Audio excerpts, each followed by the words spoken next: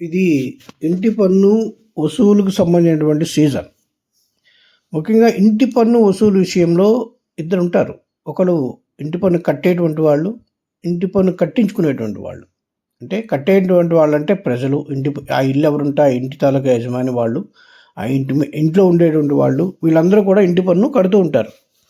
రెండవది ఇంటి పన్ను కట్టించుకునేటువంటి బాధ్యత కలిగిన వారు, అంటే గ్రామ పంచాయతీ యొక్క executive authority, panchayat development officer, panchayat కార్యదర్శి అంటూ ఉంటారు. ఈ రకంగా వీరు ఇంటి పన్నును కట్టించుకునే బాధ్యత కలిగి ఉంటారు.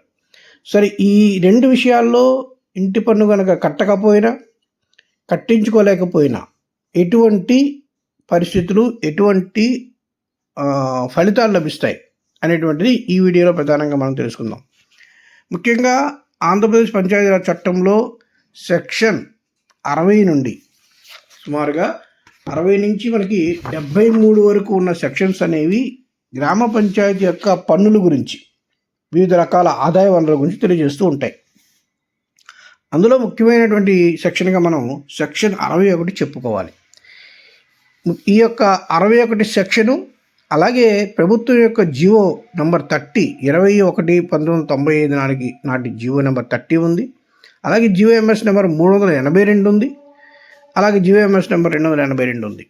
వీటన్నిటి ద్వారా ఇంటి పన్ను అనేటువంటి బాధ్యత ఎంత కీలకమైందో మనకి తెలపడం అనేది జరుగుతూ ఉంటుందన్నమాట. ఇకపోతే ఇంటి పన్ను అనే విషయం ఏదో మార్చి నెలలోనో, ఫిబ్రవరి నెలలోనో, ఒక నెల 2 నెలల్లో ఇంటి పన్ను కట్టించుకోవడం, ఇంటి పన్ను కట్టడం అనేటువంటి అంశం కాదు. ఇంటి పన్ను కట్టడం అనేది ఆ పన్ను విధించినటువంటి తేదీ నుండి కూడా ఎఫెక్ట్కి వస్తుంది. అంటే ప్రతి సంవత్సరం, ఆర్థిక సంవత్సరం ప్రారంభమైనటువంటి ఏప్రిల్ నెల నుండి కూడా ఇంటి పన్ను కట్టించుకోవడం ఉండాలి, కట్టుతూ ఉండాలి. ఈ రెండు విషయాలు కూడా మనం ఖచ్చితంగా తెలుసుకోవాలి ఫస్ట్ పాయింట్లో. అలాగే ముఖ్యంగా ఇంటి పన్నుకు సంబంధించినటువంటి 3 సంవత్సరాల వ్యూహం ఉండాలి. అంటే ఒక ఇంటి పన్ను కట్టే విషయంలో, కట్టించుకునే విషయంలో మొత్తం ఆ యొక్క పన్నుకు సంబంధించినటువంటి, ఇంటి పన్నుకు సంబంధించిన ప్రొసీజర్ అంతా 3 ఏళ్ల పాటు నడుస్తుంది. కాబట్టి 3 సంవత్సరాల యొక్క ప్రొసీజర్ని, మన ఒక వ్యూహాన్ని మనం రచించుకోవాలి. మొదటి సంవత్సరంలో ఏం చేయాలి ఆ ఇంటి పన్ను విషయంలో, రెండవ సంవత్సరంలో ఆ ఇంటి పన్ను విషయంలో ఏం చేయాలి, మూడో సంవత్సరంలో ఆ ఇంటి పన్ను విషయంలో ఏం చేయాలి. ఇటువంటి ఒక 3 ఏళ్ల పాటు ఉండేటువంటి ఒక వ్యూహాన్ని మనం ఖచ్చితంగా రచించుకోవాలి. ఎందుకంటే అలా చేయకపోతే 3వ సంవత్సరం తర్వాత దానికి సంబంధించినటువంటి సర్ఛార్జీ అనేది విధించబడుతుంది అనమాట. కాబట్టి అలాగే ప్రజలు కూడా ఇంటి పన్ను కట్టకపోతే, 1వ సంవత్సరం కట్టకపోతే ఏం జరుగుతుంది, 2వ సంవత్సరం జరగకపోతే ఇంకొంచెం గట్టిగా ఏం జరుగుతుంది, 3వ సంవత్సరం కట్టకపోతే ఇంకా ఎక్కువగా ఏం జరుగుతుంది అనే విషయాలు సంవత్సరానికి కీలకంగా మారుతూ ఉంటాయి. సో ఈ అంశాలు కూడా మనం ఖచ్చితంగా తెలుసుకోవాల్సి ఉందన్నమాట. మొదటి సంవత్సరంలో ఏం జరుగుతుంది, జనరల్గా ఇంటి పన్ను అనేది విధించబడినటువంటి మొదటి సంవత్సరంలోనే ఆ యొక్క ఇంటి పన్ను అనేది ఆర్థిక సంవత్సరం ప్రారంభమైన 30 రోజుల్లోపు, అంటే ఆర్థిక సంవత్సరం ఏప్రిల్లో మొదలవుతుంది కాబట్టి ఏప్రిల్ 30 నాటికి ఇంటి పన్ను పూర్తిగా కట్టేయాలి. ఇది ఖచ్చితమైనటువంటి రూల్ పొజిషన్ అన్నమాట. అంటే పంచాయతీ కార్యదర్శి లేదా పంచాయతీ డెవలప్మెంట్ ఆఫీసర్ అనేవారు ఏప్రిల్ 1 నాటి ఉన్నటువంటి DCB, demand collection balance report ఆధారంగా ఆ సంవత్సరం గుర్తించబడిన ఇంటి పన్నును ఏప్రిల్ 30 నాటికి కట్టించుకోవడం అనేది ఒక ప్రాసెస్ అనేదాన్ని ఖచ్చితంగా కంటిన్యూ స్టార్ట్ చేయాల్సిందే. మార్చి 31 అనేది కాదు, అసలు ఏప్రిల్ 30లోపు కట్టాలి. అలా కట్టకపోతే మనం దానికి నోటీసులు ఇవ్వడం, లేదా కొంత ఫైన్ విధించడం, లేదు ఇప్పుడు మున్సిపాలిటీలో వాటిలో ఉంటాయి, కొంత పర్సంటేజ్ వాళ్ళు తగ్గిస్తూ ఉంటారు. అది పంచాయతీ యొక్క తీర్మానం, ప్రభుత్వం యొక్క ఆదేశం మేరకు అలాంటి చర్యల ద్వారా మార్చి 31లోపు వసూలు చేసేలా ప్రణాళిక సిద్ధం చేసుకోవాలి. ఆ విధంగా మనం ప్రతి సంవత్సరం ప్రారంభంలో ఏప్రిల్ 30 నాటికి, అంటే ఏప్రిల్ 1 నుండే మనం ఇంటి పన్ను వసూలు ప్రారంభించాల్సి ఉంటుంది. ఆ విధంగా మొదలైనటువంటి ప్రాసెస్ ఏప్రిల్ 30 నాటికి కట్టాలి అని ప్రజలందరికీ తెలియజేయాలి. అలా చేయకపోతే దాన్ని నోటీసుల ద్వారా, కొంత ఫైన్ విధించడం ద్వారా, లేదా కొంత ఇంటి పన్నులో రిబేట్ ఇవ్వడం ద్వారా ప్రభుత్వం యొక్క, పంచాయతీ యొక్క తీర్మానాల ఆధారంగా చేస్తూ మార్చి 31 లోపు వసూలు చేసే విధంగా ప్రయత్నం చేయాల్సి ఉంటుంది. రెండవ సంవత్సరంలో మార్చి 31 నాటికి ఏవైనా వసూలు కాకపోతే అవి ఏరియర్స్ కింద కూడా మారే అవకాశం ఉంటుంది. కాబట్టి రెండవ సంవత్సరంలో మనం వెంటనే అటువంటి వాటికి సంబంధించి మనకి జీవో నెంబర్ 30లో రూల్స్ ఉన్నాయి. 25 నుంచి 30 వరకు చూస్తే ఈ అంశాలన్నీ ఉంటాయి. ఆ రెండవ సంవత్సరంలో, ఆర్థిక సంవత్సరం ముగిసిన వెంటనే అంటే గత సంవత్సరంలో ముగిసిపోయింది. ఈ సంవత్సరం ఏప్రిల్కి వచ్చేసాం. ఈ సంవత్సరం ఏప్రిల్ 30 రోజుల్లోపు, అంటే ఏప్రిల్ నెల, అంటే రెండో సంవత్సరంలో ఏప్రిల్ 30 లోపు ఫైనల్ నోటీస్ ఇవ్వాలి. ఇక్కడ నోటీసులన్నీ కూడా ఖచ్చితంగా కనీసం 3 నోటీసులు ఉండేలా చూసుకోవాలి. ఇవన్నీ ఏప్రిల్ 30 లోపు ఇచ్చేయాలి. ఏప్రిల్ 30 లోపు మీరు గత సంవత్సరం ఇంటి పన్ను కట్టలేదు కాబట్టి ఈ 30వ తారీఖు లోపల మీరు కట్టకపోతే మే 1వ తారీఖు నుండి మేము దీనికి జప్తుకి వెళ్ళేటువంటి అంశాలు అధికారం ఉందని మనం ప్రజలకు తెలియజేస్తూ నోటీసులు ఇవ్వాలి. ఎందుకంటే గత సంవత్సరం ఇంటి పన్ను ఈ సంవత్సరం ఏప్రిల్ 30 వరకు మాత్రమే పన్ను రూపంలో ఉంటుంది. ఆ పన్ను ఏప్రిల్ 30 తర్వాత అంటే మే 1 నాటికి అది బకాయిగా మారిపోతుంది. అంటే బకాయిగా మారిందంటే అది ఒక సివిల్ అంశం అయిపోతుంది. దాని మీద మనం కోర్టుకు వెళ్ళే అధికారం కలిగి ఉంటాము, జప్తు చేసే అధికారం కూడా కలిగి ఉంటాం అనమాట మే 1 నుంచి. కాబట్టి మే 1 తర్వాత ఇంటి పన్నుకి సమానమైనటువంటి చరాస్తి వస్తువుల్ని, ఇందులో కొన్ని మినహాయింపులు కూడా ఉన్నాయి, అది మనం ఆ రూల్స్లో చూసుకోవచ్చు. ఆ వస్తువులు ఉదాహరణకి మహిళ యొక్క తాలిబొట్టు, దీన్ని ఎటువంటి పరిస్థితులు జప్తు చేయకూడదు. సో ఇటువంటి కొన్ని అంశాలు ఉన్నాయి.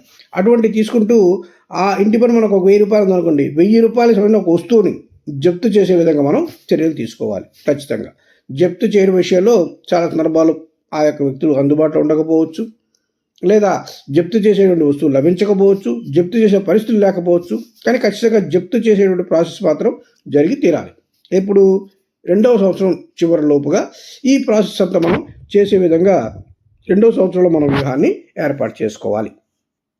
ఇలా జప్తు చేయబడినటువంటి వస్తువుని మనం పబ్లిక్లో వేలం పాట వేయడం ద్వారా ఆ వచ్చిన ఆదాయాన్ని గ్రామ పంచాయతీకి మనం అటాచ్మెంట్ చేస్తూ ఆ యొక్క ఇంటి పన్ను డబ్బుని మనం సముపార్జించుకోవడానికి అవకాశం ఏర్పడుతుంది అన్నమాట. ఇదంతా ప్రాసెస్. ఇవన్నీ ప్రాసెస్లో జరగట్లేదు, జప్తు చేసినా అవ్వటం లేదు, సమానమైనటువంటి వస్తువు దొరకటం లేదు, వాళ్ళు జప్తు చేసే అవకాశం ఇవ్వటం లేదు, రకరకాల సమస్యలు ఉన్నాయి, జప్తు చేయలేకపోయాం. కానీ జప్తు చేసి నోటీస్ ఇచ్చాము, ప్రాసెస్ చేసాము, అంతా జరిగిపోయింది. 2వ సంవత్సరం అయిపోతూ ఉంది, ఇక 3వ సంవత్సరం రాబోతుంది. అప్పుడు ఏం చేయాలి మనం? సో 2వ సంవత్సరం చివరి వరకు పైన చెప్పిన మనం జప్తు పనులు అన్నీ చేసినా కూడా అవకాశం లేదు, జప్తు చేసే అవకాశం ఉండొచ్చు, లేదా నోటీస్ ఇచ్చినా స్పందించకపోవచ్చు, జప్తు చేయకుండా ఆపేటువంటి పరిస్థితులు ఉండొచ్చు, సమానమైన వస్తువు దొరకకపోవచ్చు. ఇలాంటి సందర్భాలన్నీ కూడా జరిగిన తర్వాత 3వ సంవత్సరం వచ్చేసింది. అప్పుడు సెక్షన్ 136 ప్రకారం ఫైనల్గా నోటీస్ జారీ చేసి అది అందుకున్న 12 నెలలలోపు, అంటే 3వ సంవత్సరం పూర్తయ్యే లోపే కోర్టులో మనం దావా వేయాలన్నమాట. ఎందుకు? మనకు ఆల్రెడీ 2వ సంవత్సరంలో మే నాటికి ఇది ఇంటి పన్ను బకాయి కింద మారిపోయింది, అదొక సివిల్ డిస్ప్యూట్ కింద మారిపోయింది కదా, ప్రాబ్లం లేదు. సో కోర్టులో దావా వేసి ఇంటి పన్ను మనం వసూలు చేయాల్సి ఉంటుంది. సో ఆటోమేటిక్గా కోర్టులో దావా వేసినాక ఏమవుతుంది? ఆ ఇంటి పన్ను కోర్టు దాని మీద ఆదేశాలు తీసుకొని ఆదేశాల ఆధారంగా ఇంటి పన్ను వసూలు చేసి ఫైన్తో సహా వసూలు చేసి పంచాయతీకి జమ చేస్తుంది అన్నమాట. ఇది ఇంకా కోర్టులోకి వెళ్ళిన దగ్గర నుంచి పంచాయతీ కార్యదర్శికి కోర్టు యొక్క ఆదేశాల మేరకు ముందుకు వెళ్లాల్సి ఉంటుంది. కాబట్టి మనం చేయాల్సిన పని ప్రాసెస్ పూర్తి చేసాం. ఒకవేళ 3 ఏళ్ళు పోయిన తర్వాత కూడా ఇది వసూలు కాకపోయినా కోర్టులో కేసు ఉంది కాబట్టి ఖచ్చితంగా అది వసూలు అయ్యేటువంటి బాకీ కిందే ఉంటుంది కాబట్టి మనకి సమస్య ఉండదు.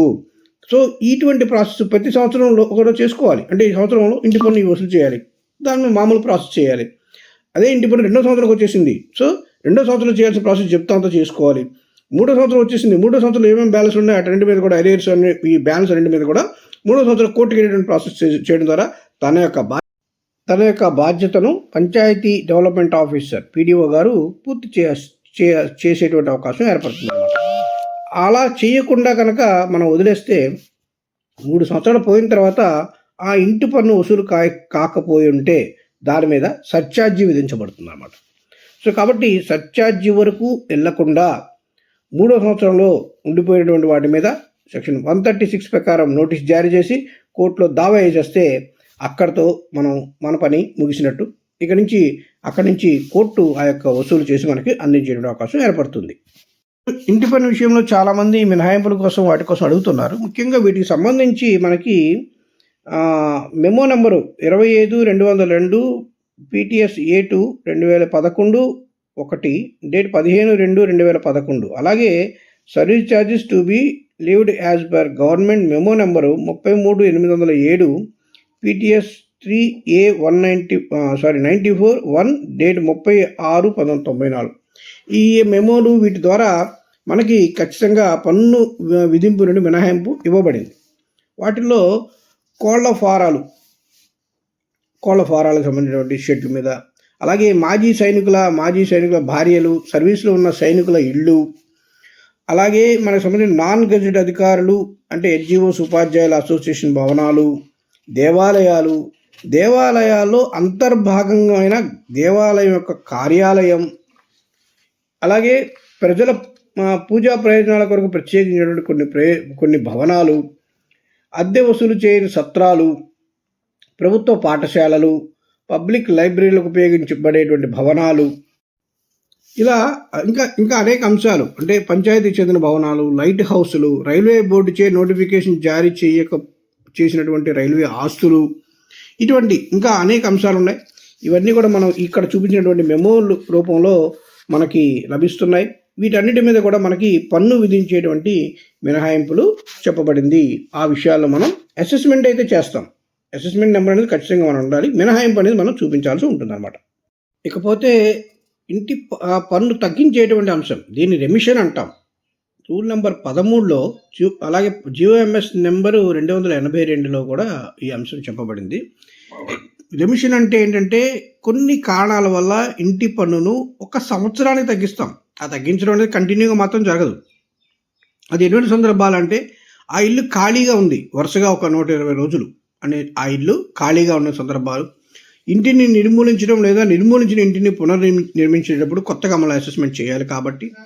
అలాగే 1 సంవత్సరానికి ఇంటిపై విధించిన పన్నులో 50% మించకుండా, 100 రూపాయల పన్ను ఉంటే 50 కంటే మించకూడదు. అంటే 49, 50 లోపు మాత్రమే రెమిషన్ మనం చేయాల్సి ఉంటుందన్నమాట. సో ఇంటి యజమాని రెమిషన్ కోరుతూ దరఖాస్తు చేయకుండా కూడా మనం రెమిషన్ చేసేటువంటి అవకాశం లేదు. సో ఇటువంటి అంశాల ఆధారంగా ఇంటి పన్ను అనేది తగ్గించేటువంటి అంశాలు మనకి అందుబాటులో ఉన్నాయి. అలాగే ఇంటి పన్ను రద్దు చేసేటువంటి అంశాలు ఏమన్నా మనకు అందుబాటులో ఉన్నాయంటే అవి కూడా మనకి జిఓఎంఎస్ నెంబర్ 448లో ఉన్నాయి. దీన్ని రైట్ ఆఫ్ అంటాం. రైట్ ఆఫ్ అంటే ఏంటంటే వసూలు చేయడానికి వీలు కాని పద్దుల్ని మనం రద్దు చేస్తాం. అది సెక్షన్ 73లో కూడా దీనికోసం చెప్పడం జరిగిందనమాట. ఇందులో ఎంతవరకు రైట్ ఆఫ్ చేయగలం అనేది చాలా ముఖ్యం. ఉదాహరణకి 150 రూపాయల వరకు రైట్ ఆఫ్ చేసేటువంటి అవకాశం మాత్రమే ప్రస్తుతానికి గ్రామ పంచాయతీ వద్ద ఉంది. అది గ్రామ పంచాయతీ ఖచ్చితంగా దాని మీద తీర్మానం చేయాల్సి ఉంటుందన్నమాట. అలాగే 150 రూపాయలకు మించి 1000 రూపాయల లోపు అయితే జిల్లా పంచాయతీ అధికారి వారికి రైట్ ఆఫ్ చేసేటువంటి అవకాశం ఉంటుంది. అలాగే 1000 రూపాయలకు మించినప్పుడు ఇటువంటి పద్దులను రైట్ ఆఫ్ చేయడానికి జిల్లా కలెక్టర్ గారికి ఈ యొక్క విషయమై పూర్తిగా వారికి అధికారం ఉంటుంది. వారి యొక్క అనుమతి తీసుకోవాల్సి ఉంటుంది. ఈ విషయం మీద ఏమైనా అభ్యంతరాలు ఉన్నట్లయితే జిల్లా కలెక్టర్ గారు అలాగే కమిషనర్ జిల్లా పంచాయతీ అధికారి వారు తిరస్కరించే సందర్భాల్లో, అలాగే కమిషనర్ పంచాయతీరాజ్ వారికి కూడా మనం అప్పీల్ చేసుకుంటూ ఈ యొక్క రైట్ ఆఫ్ చేయించుకునేటువంటి అవకాశాన్ని పొందొచ్చని మనకి చట్టంలో ఈ అంశాలు చెప్పడం జరిగింది. ఇక చాలా కీలకమైన అంశం ఏంటంటే ఇంటి పన్ను అనేది యాజమాన్య హక్కులు ఇస్తుందా అంటే ఖచ్చితంగా ఇవ్వదు. ఇంటి పన్ను యాజమాన్య హక్కు బదిలీకి సంబంధించి ఎటువంటి వివాదాలు ఉంటూ ఉంటాయి. ఇంటి పన్ను కట్టేసి ఆ రిసీట్తో రిజిస్టర్ చేసేసుకున్నారు, ఎన్ఓసి ఇచ్చేసి రిజిస్ట్రేషన్ చేసేసుకున్నారు, ఇటువంటి అంశాలు. కానీ ఇటువంటి అంశాల్లో కార్యనిర్వహణాధికారి అంటే పంచాయతీ డెవలప్మెంట్ ఆఫీసరు ఆయన నిర్ణయం మేరకు ఒక ఇల్లు ఎవరికి బదిలీ చేయబడిందో అంటే ఆ ఇల్లు మార్చుకోవాలి, ఇంటి పేరు మార్చాలి, పన్ను మార్చాలి అని వస్తూ ఉంటారు.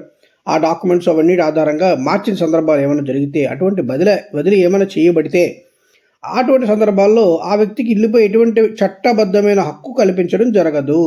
అంటే ఇంటి పన్ను రసీదు ఉన్నంత మాత్రాన, లేదా ఇంటి పన్ను రసీదు ఇంకొకరి పేరు మీద మార్చేసినంత మాత్రాన, ఎన్ఓసి ఇచ్చినంత మాత్రాన ఆ ఇంటి మీద అతనికి ఆ ఇంటి పన్ను రసీదు ఆధారంగా అతనికి దాని మీద హక్కు కలుగుతుంది అనేటువంటి అంశము చట్టబద్ధంగా తప్పు అనేటువంటి అంశం సెక్షన్ 268 కింద జారీ చేయబడిన జిఓఎంఎస్ నెంబర్ 30లోని రూల్ నెంబర్ 92 ప్రకారం దఖలు కాబడింది అనమాట. అంటే ఇక్కడ ఖచ్చితంగా అర్థం చేసుకోవాల్సింది ఇంటి పన్ను అనేది హక్కు కాదు, ఆస్తి మీద హక్కు కాదు. అది ఒక తప్పనిసరి ఛార్జ్ మాత్రమే. ఇల్లు అనేదాన్ని మనకి ఖచ్చితంగా ఇల్లు అనేదాన్ని మనం ఏ విధంగా తీసుకుంటామో మనకు తెలుసు. అంతేకాకుండా ఇల్లు అనే దాని యొక్క రూపాన్ని ఏ విధంగా మనం అర్థం చేసుకోవాలనే విషయం కూడా ఆంధ్రప్రదేశ్ పంచాయతీరాజ్ చట్టంలోని సెక్షన్ 2 ప్రకారం ఖచ్చితంగా మనకి చెప్పబడింది అనమాట. పెంకుటిల్లు అంటే ఏంటి, పూరిల్లు అంటే ఏంటి, ఏ ఇల్లు ఎలా ఉంటుంది, దేన్ని ఇల్లు కింద తీసుకుంటాం అనే అంశాలు సెక్షన్ 2లో సబ్సెక్షన్స్ ఆధారంగా చెప్పబడింది. అలాగే పన్ను అంటే ఏంటి, అది ఒక కంపల్సరీ ఛార్జ్. దేనికి, ప్రభుత్వం తన యొక్క సంక్షేమ పథకాలు అమలు చేయడానికి, అలాగే ప్రభుత్వం నడవడానికి కావాల్సిన ఖర్చులు కావాలి కదా. వీటన్నిటి కోసం ఏంటంటే ఆ యొక్క ప్రజాస్వామ్య ప్రభుత్వం కాబట్టి ప్రజలు ఎన్నుకున్నారు ఆ ప్రభుత్వాన్ని, కాబట్టి ఆ యొక్క ప్రజల మీద విధించేటువంటి కంపల్సరీ ఛార్జీని మాత్రమే మనం పన్ను అంటాం. అంతే తప్ప ఆ తప్పనిసరి ఛార్జీని మనం ఒక హక్కుగా భావించి అదే ఆస్తి మీద హక్కు అని భావించడం పూర్తిగా తెలిసి చేసే తప్పు అవుతుంది. కాబట్టి ఈ విషయాన్ని కూడా మనం గుర్తుపెట్టుకొని ముందుకు వెళ్ళాల్సి ఉంది. కాబట్టి ఇంటి పన్ను విషయంలో 3 సంవత్సరాల పాటు మన మీద ఉన్నటువంటి బాధ్యతని ఖచ్చితంగా ప్రతి పంచాయతీ డెవలప్మెంట్ ఆఫీసర్ గుర్తుపెట్టుకోవాలి. మొదటి సంవత్సరంలో ఖచ్చితంగా మనం 100% వసూలయ్యేలా ప్రణాళిక సిద్ధం చేసుకోవాలి. అందులో భాగంగా ప్రజలకు అవేర్నెస్ కల్పించాలి. ప్రజలకు అవేర్నెస్ కల్పించడంతో పాటు రాబోయే సంవత్సరాల్లో ఇది ఏ విధంగా పరిగణిస్తుందో కూడా వాళ్ళందరికీ తెలియజేయాల్సి ఉంటుంది. ముఖ్యంగా అరియర్స్ విషయంలో ఖచ్చితంగా 3వ సంవత్సరం నాటి వరకు ఉండిపోయినటువంటి వాటి మీద కూడా ఖచ్చితమైనటువంటి నిర్ణయం తీసుకోవాలి. 3వ సంవత్సరం దాటకుండానే మనం కోర్టుకి వీటన్ని కూడా దావా రూపంలో వీటన్ని కూడా సబ్మిట్ చేయాల్సి ఉంటుంది. అలా చేయకపోతే మనం ఎప్పుడైనా సరే వీటి మీద సర్ఛార్జీకి బాధ్యులం కావాల్సి ఉంటుంది. కాబట్టి ఇక నుంచి ఖచ్చితంగా ప్రతి 3 ఏళ్లకు ఒకసారి, ప్రతి సంవత్సరం కూడా మొదటి సంవత్సరం వ్యూహంలో ఎన్నున్నాయి, 2వ సంవత్సరం వ్యూహంలో ఎన్నున్నాయి, 3వ సంవత్సరం వ్యూహంలో ఎన్నున్నాయి అనేటువంటి విషయాన్ని పంచాయతీ డెవలప్మెంట్ ఆఫీసర్ గారు ఖచ్చితంగా ఒక ప్రణాళిక సిద్ధం చేసుకొని ఏ సంవత్సరానికి ఆ సంవత్సరం దాని మీద చర్యలు తీసుకొని ఈ యొక్క గ్రామ పంచాయతీ అభివృద్ధిలో ఇంటి పన్ను యొక్క 100% వసూలు అనేటువంటి తన తప్పనిసరి డ్యూటీ దాన్ని ఖచ్చితంగా పూర్తి చేసి కట్టేటువంటి వాళ్ళకి, కట్టించుకునేటువంటి వాళ్ళకి ఇద్దరికీ కూడా మంచి ఆనందాన్ని కలిగించే విధంగా దాన్ని ముందుకు తీసుకెళ్లాల్సిన బాధ్యత ఉంది.